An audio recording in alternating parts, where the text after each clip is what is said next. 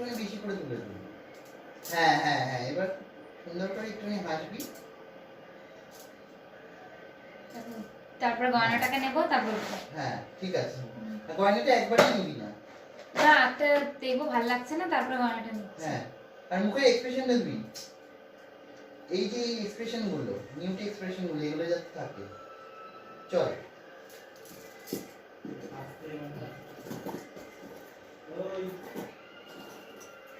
1 2 3 ready and start.